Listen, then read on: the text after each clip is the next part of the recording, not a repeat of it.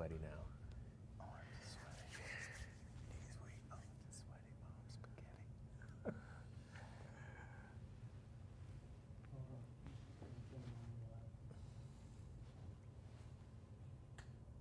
Hey, what's up, everybody? You're watching the Recovery Clinic. Thanks for tuning in. If you haven't already hit that like button and subscribed, do so. Hit that little bell, and it will notify you every time we go live, make a post.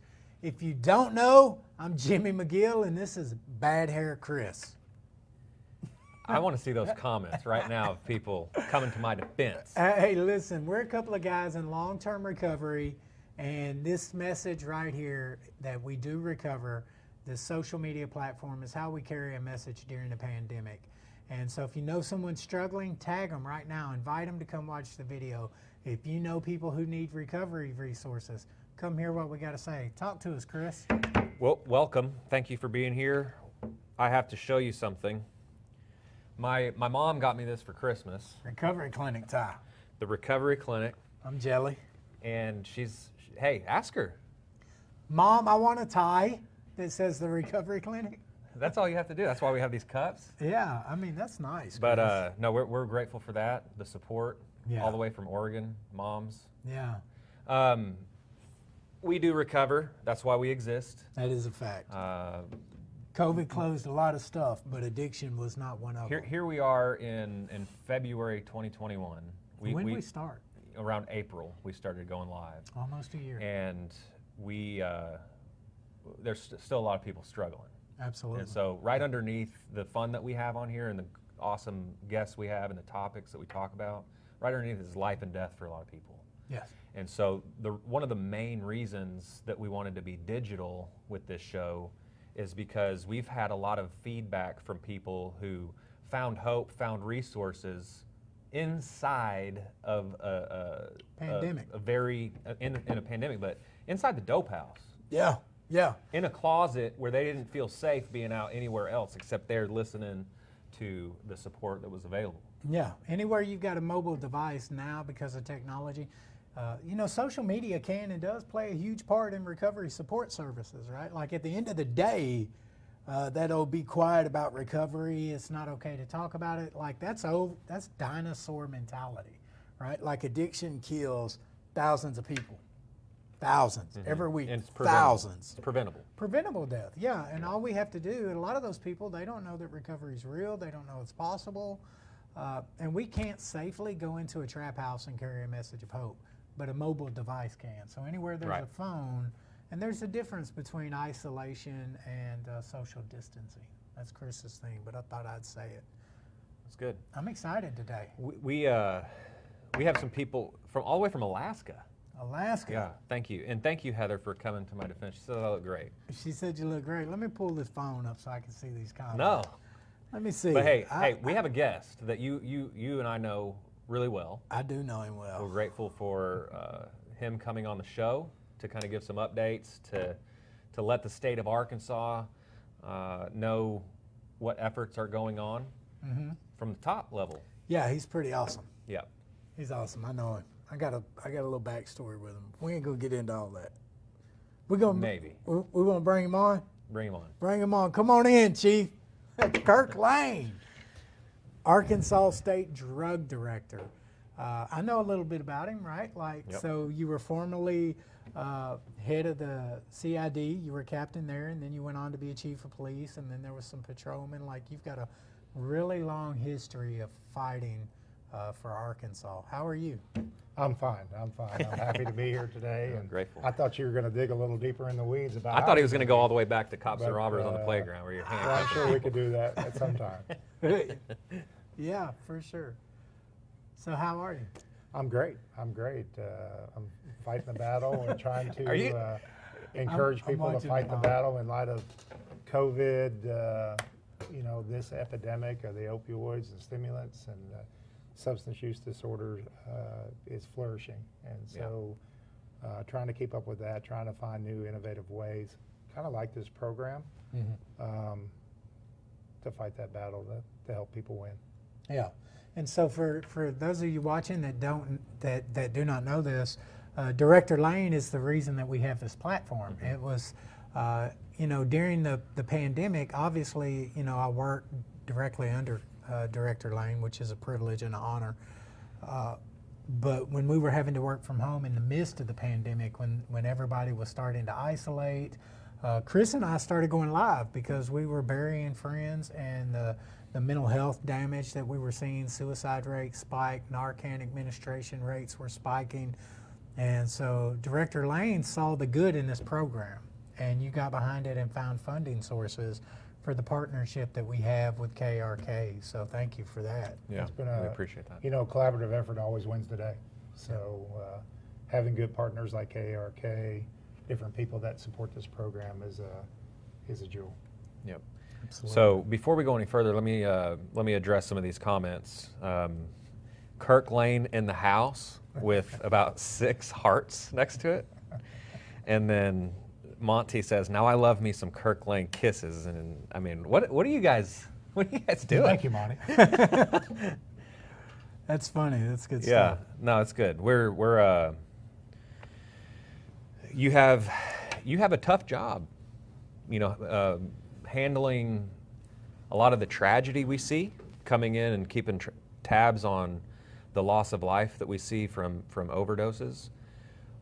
And that's one extreme, but the other extreme is getting to report the Narcan saves. And will you tell us about kind of what happened in 2020 on those and where we're looking trending towards 2021? So it's really interesting in analyzing the data on our Narcan programs. And of course, we're with that Arkansas Naloxone project, which is a project that's funded through several different funding sources. The great partner on that is the Criminal Justice Institute.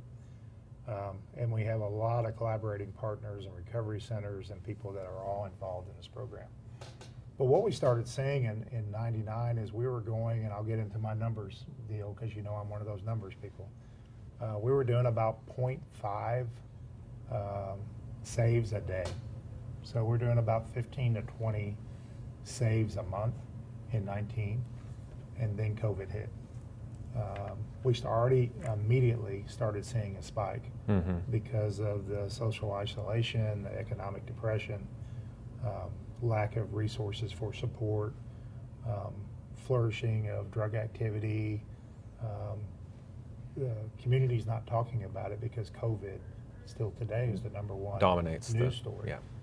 And so Alcohol it sales just doubled. makes it a perfect storm. Yeah, alcohol sales double, medical marijuana goes up. I've never seen so many sick people that need that medical marijuana, but that's a whole another deal. But with that, we started seeing our naloxone administrations going up to the point where we're about 1.1 a day now. So we're doing about 33, 34, 35 a month naloxone. And we were lucky to have that infrastructure built into place. Yeah, so that's what the first thing I thought, and I want to dive into this because the first thing I thought is if you're averaging 1 save a day, there has to be Narcan everywhere. Sure. And the availability. And that's probably not in every state. No. Can't be. No. You've spent a lot of time and effort getting others to kind of buy in to this effort, and so to have it available, I mean, it's everywhere. It's in. It's probably not everywhere you want it to be yet, but if we're have it available on that level, that's a good start. Well, I think it goes. You know, our previous Surgeon General stated that Narcan needs to be everywhere. Naloxone needs to be. Everybody needs to have naloxone, just like in the past ideology that said everybody needs to know CPR. It all falls into that CPR rescue skill to save your fellow man. And regardless of the stigma or how you feel about it, giving another person, and Jimmy knows some of these battles that we have had trying to get people to be believers of Narcan. Why are we saving those people? Those people are choosing to do this to themselves. And, you know, they could not argue with the fact that we're giving them a chance to recover. It may be the 3rd or 4th chance to recover. It may be the 15th chance to recover. But if they're not alive, then they can't recover. Yeah. And I think that's the important thing. And I think everybody to take that in there. You know, we've got a new program that we're working on a funding stream that we hope we get that will basically put naloxone boxes hopefully everywhere there is a defibrillator, in businesses, churches, fraternity houses, dorms, recovery centers. There'll be that naloxone there, and it'll be simply up to you to know how to use it. Download the Narcan app. You can walk you through it, and you can be that hero that makes the difference that day. It's good. So one other thing, I want to go on a little rabbit trail for a second. Sure. What Kirk Lane just said is the absolute truth. What I've always valued about you is you do what you say you're going to do, which is integrity. And in the last few years, when it comes to, just this chaotic environment that's politics and just this divide that we saw, right? There wasn't a lot of that you could really, lean into. And so to say thank you, about a year ago, I had this little coin that said one day at a time. And since we're talking about one day at a time, because that's what we have to do, right? Just put one foot in front of the other. There's a lot of challenges, right? Mm-hmm. But if we can, just remember that one day at a time, we're not going to get all tomorrow's problem solved right now. And so I gave him this coin that said one day at a time. And he literally had another, he's like, if you're going to coin me, I'm going to coin you. And I still carry my coin that he gave me. But that's the kind of person he is. Yeah, that's a pretty coin too. Exactly. It was a lot bigger than the coin you gave me. It's got a lot more weight to it. Lord, they're competitive by nature, guys. But that's the type of person Kirk Lane is, and that's why you see the things that are happening in the state of Arkansas. Yeah. So I get to spend a whole lot of time with Kirk, right? And just to give you guys a little bit of backstory, in 2017, our governor, I think it was 2017, changed state laws to where we could work around people like myself who have a criminal history. You do? I do. I was not always the amazing Jimmy that you know today, right? And so Director Lane actually arrested me and is a huge part of my life today, and so I'm not going to get all emotional and talk too much about that. But because you were into some weird stuff?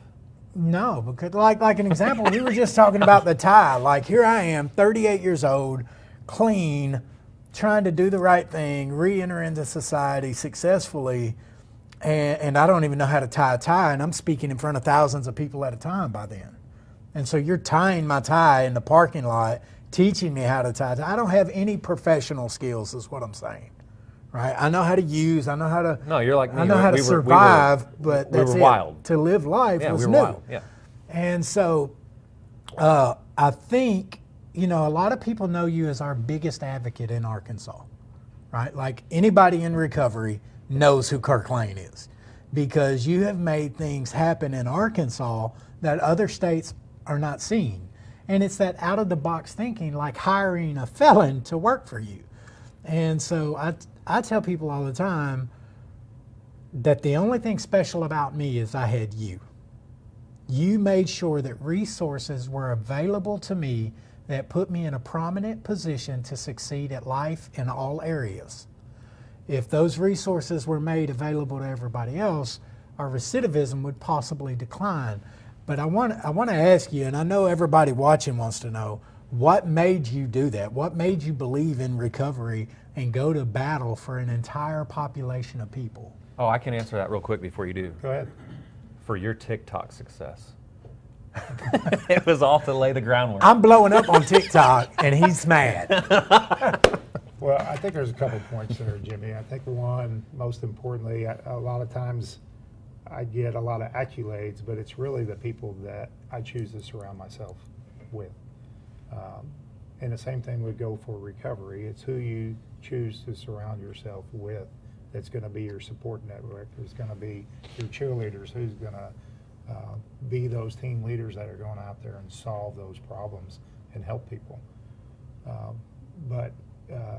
And I think that's so important of where we're going today and where we need to go, is being willing to be that change agent.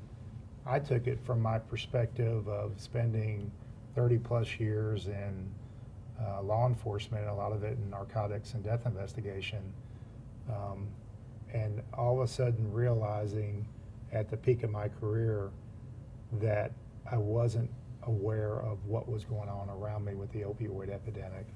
The training wasn't there, and so many law enforcement agencies didn't see it. And then having families thrust upon me to make me realize the problem. And I kind of use my own personal example of what we need to do today is, you know, people in recovery or long-term recovery or in the treatment process that have lived experience like yourselves hadn't had a seat at the table. And that's why we weren't solving that problem, that we didn't listen, we didn't want to listen. We were going to say, this is the way you're going to do it because we know best.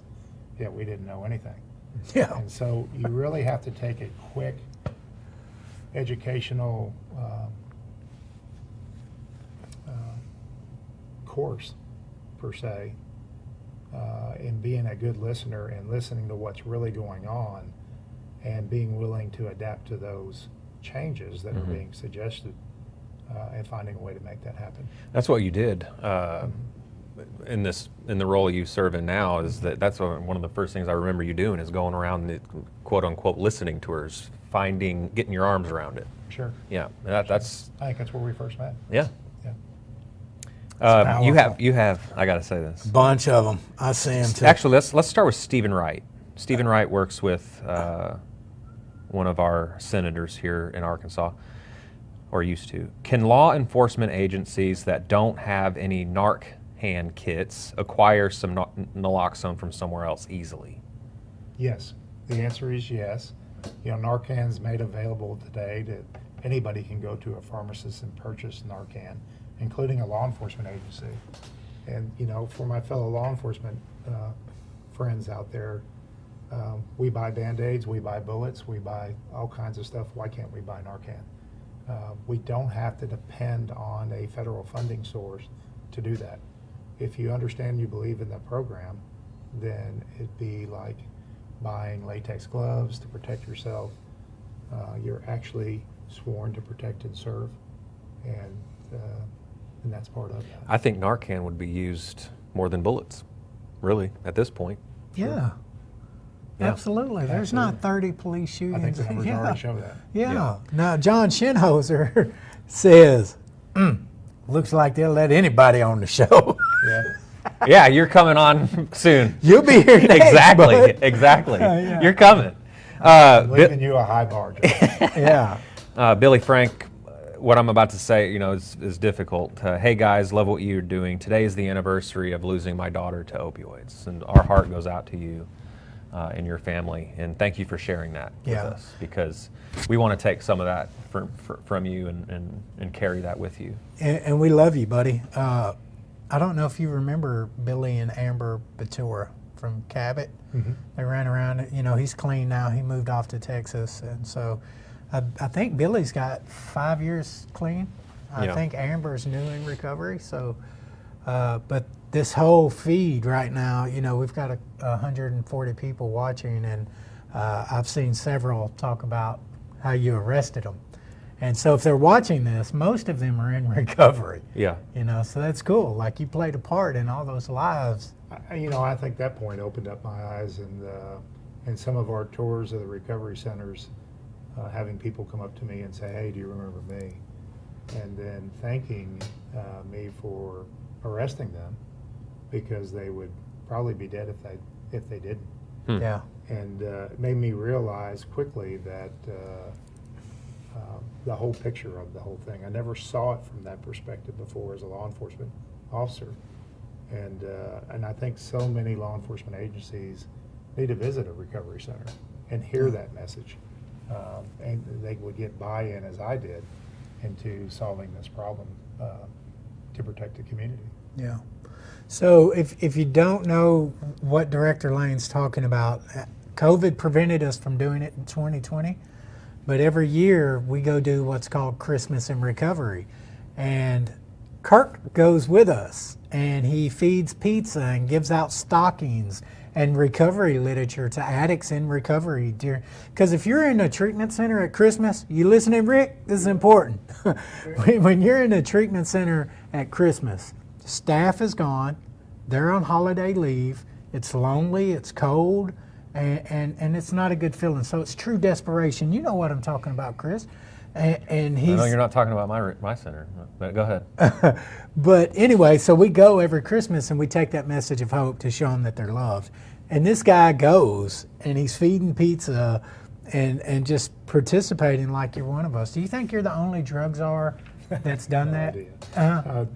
Well, you know, I don't know. And I'm not worried about what they're doing in other states. I'm worried about what we're solving in this state. Absolutely. That's good. You've heard me say that before. But he's going to try and trip you up every once in a while. I know it. There's a well, I'm proud of it. There's some kind of hook at the end of this line. But I get it. But you know, it really, that's part of that listening and understanding. And if you're going to affect the problem, you got to know what the problem is. And you got to listen to people that may have the solutions instead of just barking what they're going to do. Yeah. And I think that's why I'm so proud of the team that we have, not only at DHS, but expanding that, what we call the family of people that have come to partner with us, like Chris, treatment centers, our parents of people we've lost. Yeah. And those advocates like Stacy James and She's Gina, on here. Gina. and Gina and so Paula Cunningham. There are so many, and you know, forgive me if I don't mention your name, but they have really embraced this and found a way to really help. And you know, as a state, we need to find a way to help those families, because as much as a person is suffering with a substance use disorder, that family is suffering along with them. Oh, absolutely. And do we have the resources to help that family like they should? I think it's something that we really need to work on. Absolutely. I'll tell you another problem that exists. He knows what's coming. JD on here. He's a problem. JD Exactly. is not a problem. So JD's a success story. he is. JD, there's. I told JD there's more good about you than bad, and that's a good thing. But he called you the Skillet Man. Yeah. So one of the problems is there's a lot of skillets out there There is a lot of skillets. that just haven't been taken care of, Yeah. and you have the solution. I do. You know, I got into collecting cast iron and kind of turned JD onto it and trying to teach him. He's my student now. Yeah, and, apprentice. And he's growing quickly. So he actually has some pans that I'm interested in. But it's a hobby. My wife got me into it. I got into it from the historical nature of it, and now I end up cleaning all of them for her. So she found a way, like again, another hook to get me involved. But it's an interesting. Yeah, hobby. no, JD had me going through my cupboards at home, checking to see what I have. I love JD. Yeah. So. But those skillets are awesome, though. Yeah. When you, I mean, that's what I wanted to really bring it up, is like you're taking these old skillets that don't look like anything, and you're restoring them and giving them new life. And it's just symbolic with what we do every day in the trenches, trying to find somebody and restore them to the original condition. The oldest of skillets and the worst of skillets have value. Yeah. So you got a history score streak of doing that with people and skillets. You know, I think He just I don't know sees if I've got a skillets. history of We're doing it just a with people. skillet. Yes, JD, you're a skillet. I'm a skillet. Sherry Stevens, you're a skillet. Yeah, we're skillets. I'm okay. I like being a skillet. You know, I got a good life to be a cast iron. Yeah. That's good stuff. Do you have anything that you want to share that we haven't, that we may not be asking? Again, I'm proud of the work we're doing. You know, I got involved with this with the Take Back, and that Take Back is a tremendous program. I'm really proud of that program. I'm really competitive nationally with that program. I say I am, but the state is. I think the state has, of being third in the nation in that program, and it really, a lot of people think it's all about collecting unused or unneeded prescription medications, but what it really is an educational program to teach each household how to safely secure and dispose of their medications is part of the problem we have. So getting involved in that program in the beginning and developing that with great partners with the DEA, different partners that we have around the state has kind of led us down this path of where we're going. And Narcan and naloxone and the different programs that we were able to get involved with, and then working in legislature with the prescription drug monitoring program and all the advances of that program, and believing in that, trying to educate and get people to collaborate. Our governor that appointed me to this position, in those conversations we had of me taking this role, pointedly said that it's your job to get people to collaborate together. That's going to be your toughest hill to climb. And because of his background, I know you guys have had him on the show, he believes in it, and we are lucky in the state to have somebody that gets it about recovery, gets it about enforcement, gets it about treatment, all the different facets that he understands fully and supports it. And so that really has truly been a success for all of us. Yeah. Yeah, you could say he's skilling it. Oh, cheese alert. Hey, listen, you've got a pretty serious question. I'm almost scared to ask you this because it's from John.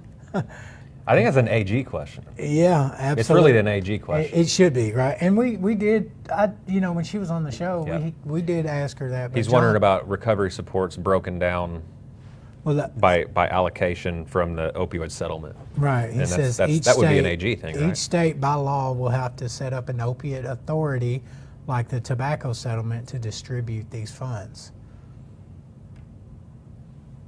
Sure. That's correct. That's all you're Thanks getting for the out of heads that. No, I can tell you that we, in Arkansas, we're blessed for the fact that cities and counties had a group of lawsuits, and then the AG's office had a lawsuit affecting some of the similar and some different big pharma organizations that they felt were responsible for this. In lieu of, there hasn't been a settlement yet, but we feel like it's on the horizon. We're already having talks. We're already looking at guidance, and I've been providing guidance to the governor's office on what other states have been doing, so we don't make the same mistake, or we can relish in the successes. Really thinking about my hopes is putting together a blue ribbon group with people in recovery, people that can sit at the table and say, this is what we need to do. But I think the scary thing about it, it's hard to plan for a 20-year plan on what's happening now, because there's so much evolution about recovery and concepts. You really need to have a working group that doesn't just plan for today, that can see the future and be willing to change in the future. I think it's so important to where we're at, and I'm hoping that's what's going to be accepted to go, but we're still in those talks. That's fire. Yeah. That's good. I don't know about all that. It's a little bit above my pay grade, but I do know that we can't get through this show without talking about your absolute horrible skill at being no good at fishing. Oh, I want to hear this. I haven't heard this. Yeah. I know your fishing is one of duck hunting is good. Oh yeah. I've never heard about What's fishing. your Maybe what's I've your never. definition of good? Duck hunting? Yeah, what's your definition of good? I think he can point and shoot and kill the bird. Well, they trained him to do that in law enforcement school, right? But are you talk a good to us hunter? about fishing. I don't know. I'm an efficient hunter. Do you have fun hunting? An official hunter? Efficient. Oh, Do you have fun doing it? I do. Well, that's what it's all about. It's a Don't let Jimmy try to relaxation tell to you me, that you should give up something that brings you joy. Well, let me tell you what. He tells me I got to give up stuff that brings me joy on a daily basis. I need you to do this, this, and this. It'll be 6 o'clock, and I'm still getting Like it. during, yeah. He's not talking about. Yeah. No, never mind. Talk to us, Chief. Dead air. He's like, oh, I'm going to get him. I'm going to get him. I enjoy fishing and hunting. That's how I grew up, and I've had a lot of friends along the way and partners along the way. And I've gotten into deep sea fishing, and I enjoy that. I find myself in those times sitting and waiting, making a lot of notes. And I know that people that used to work for me hated it when I took a trip. Is that where the good ideas come from? I come back and I have all these ideas and different things that we needed to do, because I spent most of it, riding on a pad or answering in a phone. It's good stuff. So it's a time for me to really be with nature and think and relax and enjoy, and not get caught up in the demands of every day. Yeah, that's your release. Self-care. That's my release. Yeah, and you do that, like you do that yearly, don't you? Take like a yearly fishing trip? I tried to. COVID kind of wiped me out last year going fishing, but I'm already looking at planning. So yeah. I'm already talking to the captain now. Yeah, John said he wants to go deep sea fishing with you too. Yep, I think that. I think John and I are going to be competitive on that. I have a feeling. I think you and John are going to be competitive about a lot of stuff. Hey, so like Darla said you could create a program that says "Hooked on Fishing, Not on Drugs." Oh, yeah, there already is a program in Benton called Hooked on Oh, maybe Fishing, that's what Not she's on referring Drugs. to. Yeah. And, she must be from Swain County. they have Maybe. a fishing Where are you from, tournament Darla? every year up there. Yeah, that's good stuff. Catch and release recovery fish. That's awesome. Sounds like everybody wants to go fishing and recover. Jason from Alaska, how did you find us? Are you from Arkansas originally, Jason? It's a great question, Jason. Type it in. Let's see it. The state drug director needs to know. Yeah. So what's on the horizon for Arkansas? Like we've got a really good track record, right? Like between you and I, we come up with some really out of the box, and a lot of times it's just us talking smack, like the Jimmy the Elf concept, and we just do it. Like even though it's goofy and fun, and so sometimes those things become just life-changing events. What's coming? Well, I think there's so much to do, and Jimmy, you're going to know this when I say it. It's so important that what we do it well, and we do it statewide. And we have a tendency, and a lot of people have a tendency, especially when there's funding that comes available, to say, hey, we want to do this, we want to do this, but we never accomplish what we started to do. So it's so important to me to accomplish what we start, build that infrastructure of support, whether it be through drug take-back or naloxone or recovery, and then build upon those things and build it statewide. So what's happening here in Pulaski County is happening in Newton County or another rural county. Right. And everybody has equal access to those things. That's a tall order because of travel, because of cost, buy-in, things that are happening in Newton County. I'm not picking on Newton County, or maybe not things that are happening here. So there's different dynamics, and learning those dynamics. Just today I was on a phone call with several different groups that are wanting to get involved in some funding and looking for direction to do those things. And I'm excited to partner with them.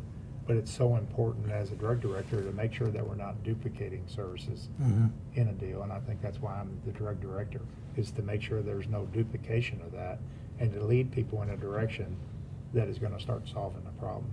Sometimes it's the same direction we've been going, and sometimes it's being innovative in changes that need to take place.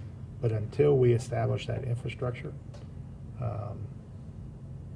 these are dangerous times. Yeah. So we need to have that infrastructure to survive those dangerous times. Absolutely. I agree completely. We'll usually wrap up with you getting the final word, if you wanted to address our viewers in any way. Sure. I can tell you, without a doubt, recovery works. And if you haven't embraced it, please do. Our best advocates of the work that we are doing and leading other people are you. You being able to achieve recovery, you being able to work towards abstinence, and abstinence is healthy living. And I think once you have seen that side of it, you want to keep that, but you have to work hard to do it every day. But there's a lot of people that you can bring to the table. So we really need you to be that cheerleader. We need you to be that hero. We need you. And don't ever forget that. That's good stuff. That's pretty awesome. Yeah. Angie, thank you for joining us and sharing that. Yeah, that made Take me. us out. Yeah. Well, that's been a good show. Yep. It's been a good show. Thank you, Chief, for coming on. Thanks for coming here. on. My pleasure. So if you guys don't know, man, Kirk is amazing. Hands down, our biggest advocate. Arkansas has a lot of bragging points, and it's been because of that type of leadership and belief in people and the value, right? Like the audio and the video sync up. They both match, Chris. Like your viewpoints and your values show us that you believe in us, right? Your actions. And so I say it all the time, words are meaningless unless you apply what you say. If you're not living what you're talking, and so just to be at the table with the decision makers is a beautiful thing for I Arkansas. can't hear what you're saying, Jimmy, because your actions are speaking so loudly. Yeah, right, yeah, facts. You heard him? Join us next Wednesday at 11, like always, the Recovery Clinic, talking about how we do recover. Yes. Doesn't matter what's going on. We do recover. Together. All right, we love you guys, and we'll see you next Wednesday at 11 a.m.